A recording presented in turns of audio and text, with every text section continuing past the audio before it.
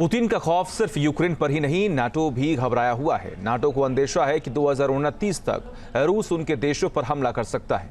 Germany ने तो युद्ध की तैयारी भी शुरू कर दी है। Выстрел!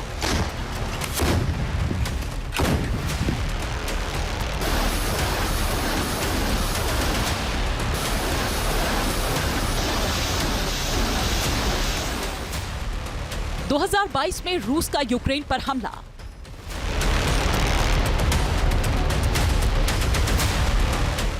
दो 2024 में बाल्टिक बॉर्डर पर हथियारों की तैनाती।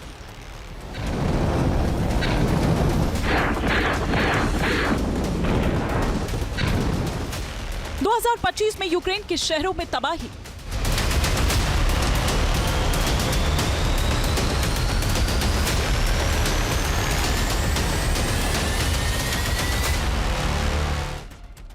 दो 2029 में नेटो है निशानों पर। जब से रूस यूक्रेन युद्ध शुरू हुआ है, तब से ही यूरोपीय देश में खौफ फैला हुआ है।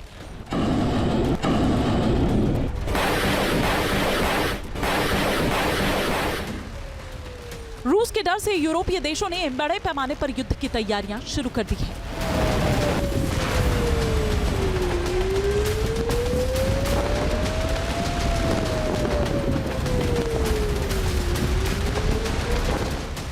दुनिया का सबसे बड़ा सैन्य संगठन नेटो यानी नॉर्थ अटलांटिक ट्रीटी ऑर्गेनाइजेशन 32 सदस्यीय देशों वाले इस सैन्य संगठन पर रूस की दहशत मंडरा रही है।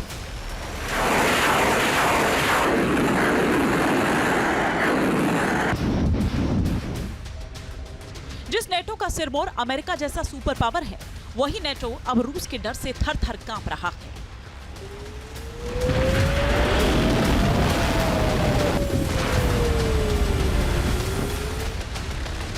और इसकी वजह भी है, रूस की तोपें नेटो की सीमाओं पर घात लगाकर बैठी हैं। और जर्मनी के defence chief general Carsten briar ने यह चेतावनी दी है कि रूस 2029 तक नेटो के बाल्टिक देशों पर बड़े पैमाने पर हमला कर सकता है। 2028 तक अगर तैयार नहीं हुए तो 2029 में इतिहास बन जाएगा। जर्मनी ने रूस के बढ़ते सैन्य खतरे के खिलाफ अपनी सेना को तैयार करने के लिए सिर्फ 3 साल का वक्त तय किया है। यानी ये कहना गलत नहीं होगा कि जर्मनी ने रूस के खिलाफ युद्ध की तैयारियां शुरू कर दी हैं।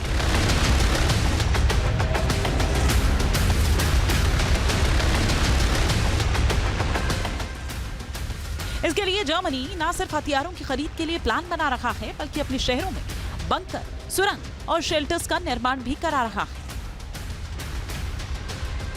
ताकि जंग छिड़ने पर अपने नागरिकों को महफूज रख सके। क्या यूक्रेन युद्ध में साथ देने की कीमत नेटो को चुकानी पड़ेगी? क्या रूस अगला यूक्रेन जर्मनी को बनाने वाला है? क्या लिथुआनिया पर होगा रूस का पहला अटैक? ये सवाल इसलिए क्योंकि रूस को पता है कि यूक्रेन तब तक जंग के मैदान में टिका रहेगा जब तक कि नेटो देशों की तरह से उसे मदद मिलती रहेगी।